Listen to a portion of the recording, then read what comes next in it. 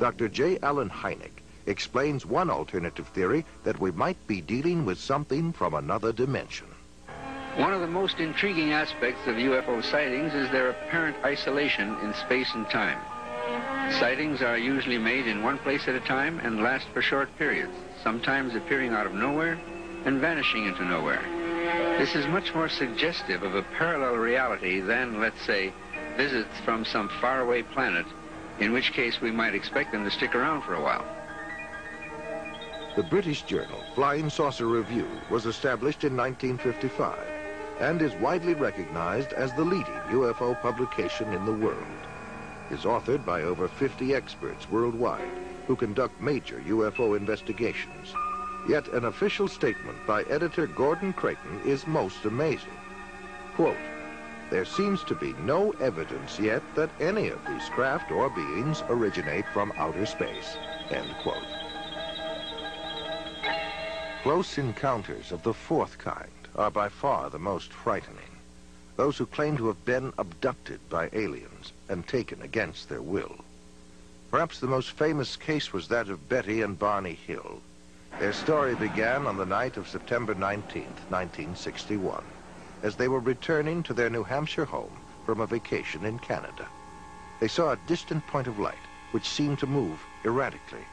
As it moved closer, it became more intense.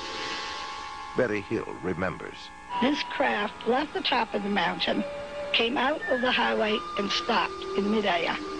Barney took the binoculars and started out of the car in an attempt to identify the craft. And as he did this, he saw a group of figures standing in the windows looking down at him. One was saying to him, "Don't be afraid. Keep looking. Keep looking. Stay there. Don't be afraid. No harm's going to come to you, but stay there." And the craft started to descend. And Barney ran back to the car, saying we had to get out of there. They were going to capture us. And we took off speeding down the highway. They made it home without further incident. But in the days and months that followed, they experienced nightmares, flashbacks, and extreme anxiety. They were also unable to account for more than 2 hours between the time they first encountered the UFO and the time they reached home. Where had the missing time gone? What had happened? They sought out a psychiatrist, and through hypnosis, Betty and Barney Hill narrated a tale much stranger than the one that had been lodged in their conscious minds. Barney put on the brakes, the car motor died. They separated, came up on each side, took us out, took us in a path through the woods, took us on board, gave us physical examinations. We were being kidnapped. Betty Hill remembers being able to offer a detailed description of her alien abductors. They were all shot. The leader, I would say, was my height, or just a little taller than I am, and I'm 5 foot, with a bald, no hair, no eyebrows, no eyelashes, and no earlobes, no ear, we could say. Very large eyes, very small, flat nose, thin slit for mouth. Betty Hill said that they were most interested in human sexuality and that they communicated through a form of telepathy that sounded like a voice loud and clear inside their heads. Bud Hopkins has written several books on UFOs, including Missing Time and Intruders. He is one of the foremost experts on abduction cases, otherwise known as close encounters of the fourth kind. And now we've come to the conclusion that abduction, of their involvement with human beings, that this is the center of the entire UFO phenomenon, and that actually when people have UFO sightings, it's very possible that what they're seeing is something on its way to or from an abduction of somebody. They're not just flying around up there, they are interested very profoundly in human beings.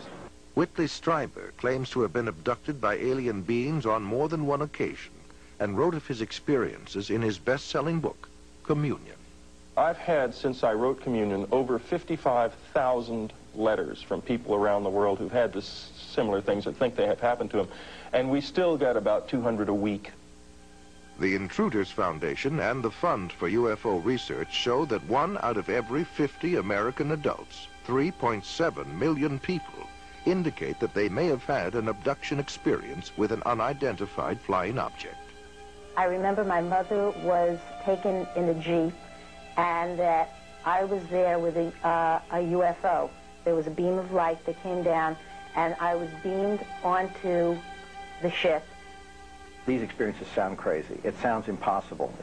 It is impossible according to our physics, but we often use hypnosis to help flesh out all the recollections. A top scientist, Dr. Leo Sprinkle, conducted a 5-year study of 82 persons who reported UFO experiences. Most of them were able to relive the experience through hypnosis, and all suffered severe psychological disturbances afterwards. They claimed to have been taken inside spaceships and examined by humanoids who communicated telepathic messages to them. In his book, Secrets of the UFOs, ufologist Don Elkins made the following observation. I have found that some people can achieve the contact phenomenon simply by being hypnotized, and the same general message permeates over 90% of the millions of words received by thousands of people around the world. No one knows what hypnosis is. No one knows what goes on in the mind. It's an altered state of consciousness like yogis and witch doctors have been practicing. It loosens the normal connection between your spirit and your brain, and of course if the hypnotist can control you, make all kinds of suggestions, make you think things are happening that are not happening, make you think you have powers that you don't, experiences that you haven't, even implant memories, other beings, if there are other minds out there, they could also do the same thing. Sir John Eccles, Nobel Prize winner for his research on the brain, describes the brain as, quote, a machine that a ghost can operate, unquote. What he means by that is your spirit operates your brain in a normal state of consciousness. In an altered state, reached under yoga, TM, hypnosis, you have loosened the normal connection between your spirit and your brain, and that allows another spirit, other entities, other minds to interpose themselves and begin to tick off the neurons in your brain, create a universe of illusion. I believe that it's demonic. I think all of the evidence indicates this. I'm a hypnotherapist. Oh, very interesting. So I have been able to do hypnosis for many years and have naturally been able to go into a very deep trance. And I can do that on my own. And that's really how it came about. I went to a course. I was always told that I would be a trance channeler, and I went, well, okay. Which is? Okay. Someone who is able to go into a trance and to allow spirits to speak through them. Okay. In his book, Flying Saucer Pilgrimage, Bryant Reeves summarizes his findings in this statement. From our analysis, the teachings of the space beings appear to support many of the principles taught in Oriental philosophy by seers of the Far East. UFO researcher John Weldon then offers this question. How credible is it to think that literally thousands of genuine extraterrestrials would fly millions of light years simply to teach New Age philosophy, deny Christianity, and support the occult? And why would the entities actually possess and inhabit people just like demons do if they were really advanced extraterrestrials? Dr. Pierre Guérin, an eminent scientist associated with the French National Council for Scientific Research, concludes that UFO behavior is more akin to magic than to physics as we know it, and that modern UFOnauts and the demons of past days are probably identical. The word demon in Greek comes from the root meaning knowledge or intelligence, implying that demons have access to knowledge and information denied to ordinary mortals. After what happened to me, the communion experiences, I decided that that might be a good idea to accept the idea of the devil just in case that's what I saw.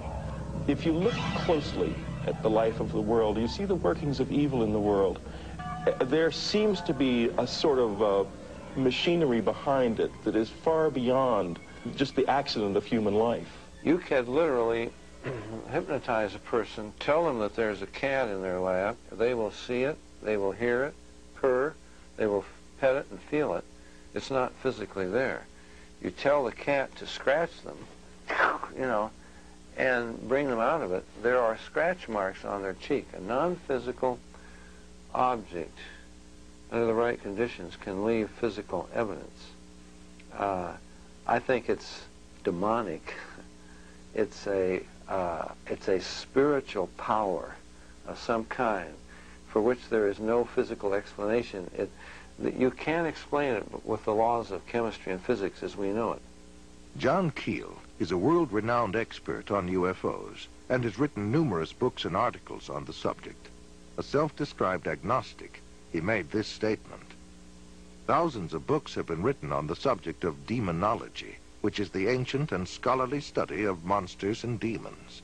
The manifestations and occurrences described in this literature are identical to the UFO phenomenon.